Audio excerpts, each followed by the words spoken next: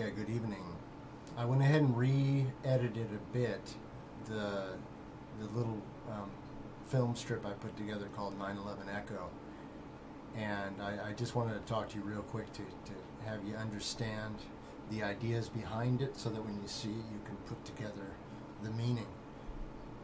The idea of time rings and the Lord of the Rings, or Saturn, Satan, Lucifer, that whole idea is that you're stuck in a loop, a time loop, and you will see certain events just replay in time. Those who do not know history are doomed to repeat it. All right? So you're going to see in this that the so-called 9/11 event, the skyscraper being hit by a plane, it wasn't a new idea, and it was always a hoax, even from the get-go. All right? So I hope that brings that further into context. But then the second understanding I want you to understand is, once you get past that hoax idea at the beginning, towards maybe the middle, maybe, I forget, somewhere around the 5th or 6th minute maybe, move into the reality of the place you're at, and then to show you that politics, even as far back as you want to go, is contrived. There's a power in the room. There's a cat in the hat.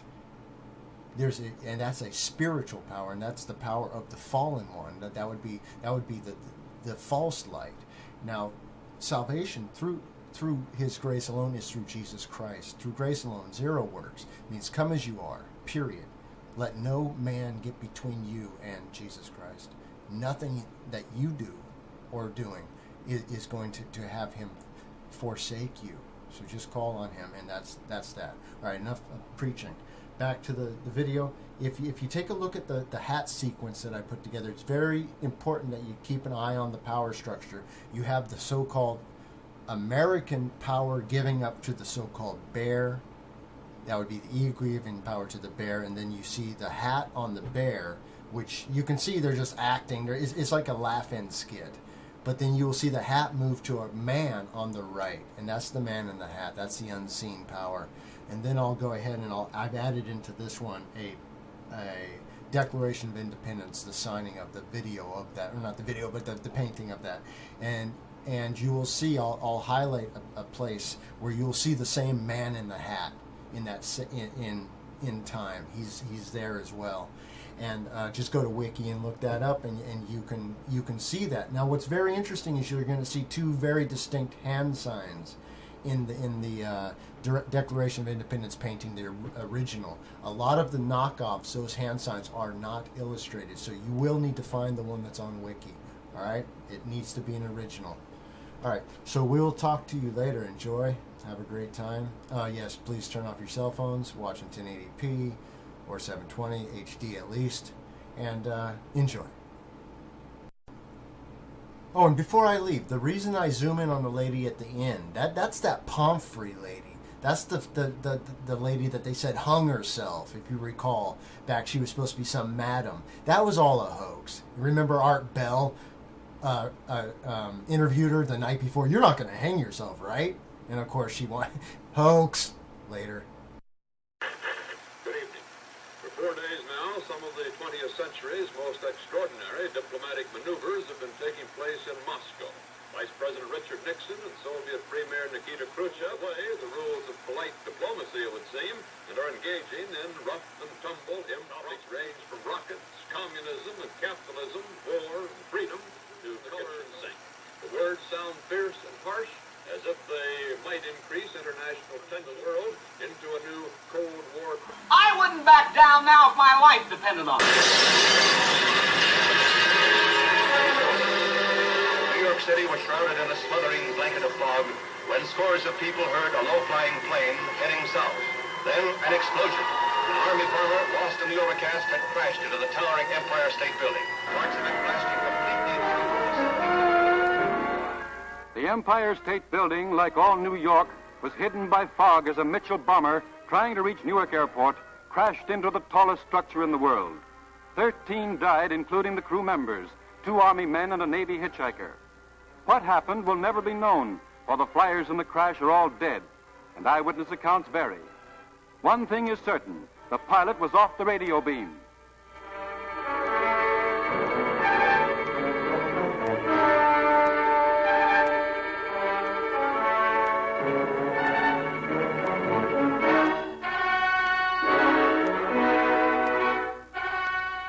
The 79th floor was hardest hit by the crash. Some people thought it was a Jap balloon bomb. Firemen had to drag their hoses 11 stories to reach the flames on the 79th floor, as many elevators were knocked out of order. Paul Deering was blown from his office as the plane crashed.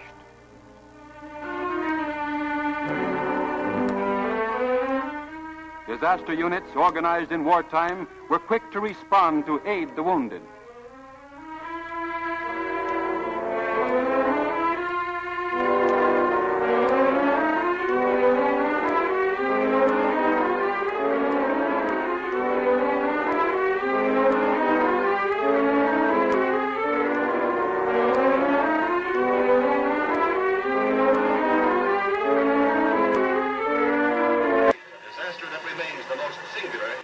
City's history. The disaster on 34th Street.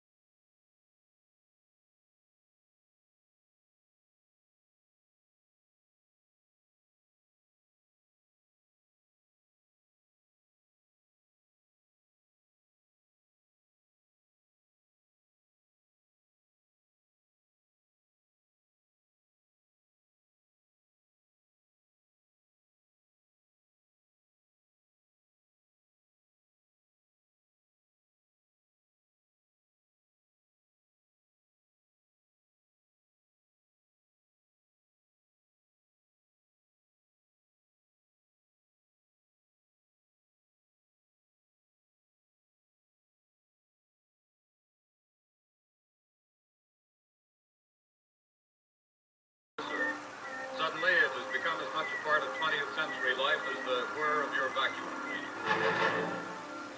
It's a report from man's farthest frontier, radio signal transmitted by the Soviet Sputnik, the first man-made satellite as it passed over New York earlier today.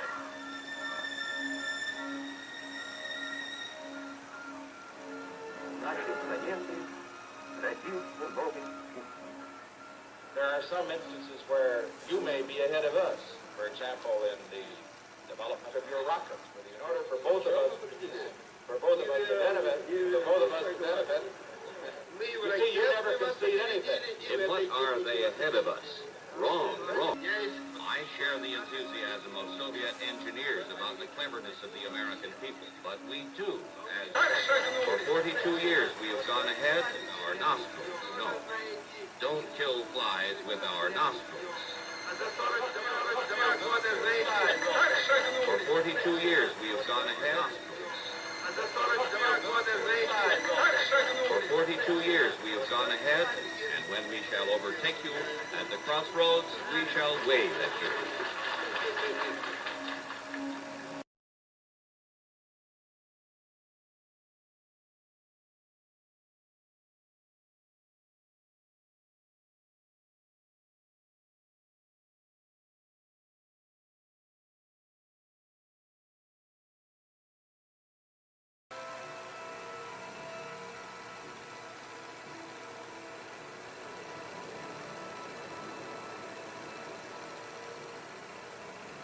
I'm not sure, I said, if I'm capable of killing you.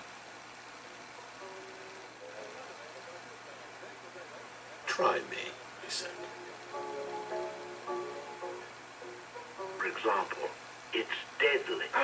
This coffee is criminal. Honey, you killed a petunias. Then you admit it. Your coffee really is murder. Papa eating my coffee. It's murder. Folgers, mountain grown for richer flavor. Well, all right. You know it's a crime. Maybe we loved cinema so much we annihilated it, I ventured. Uh-huh. It's possible, he concurred.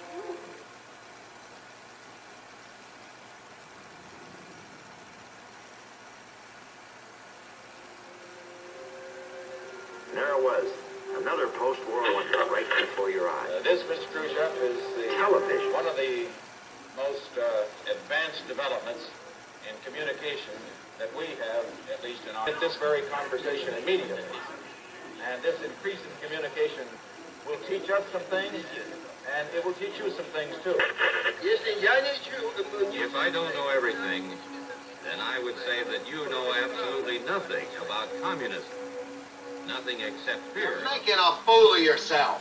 You think so? Do you really think so? Honestly and truly, is that what you think? Yes, that's what I think. Well, Sheriff, the laugh's on you. When word gets out that your deputy, an ex-best friend, has been jailed for a minor offense, you'll be the fool. Your mind's really made up, huh? I wouldn't back down now if my life depended on it. I felt my own reality slipping away.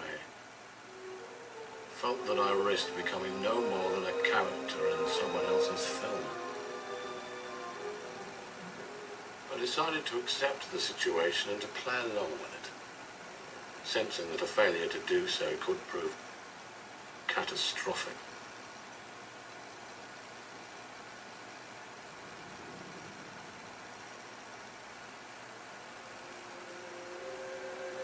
There it was. Another post-war wonder right before your eyes. This, Mr. Khrushchev, is Television. one of the most advanced developments in communication that we have, at least in our country. Good evening, television consumers.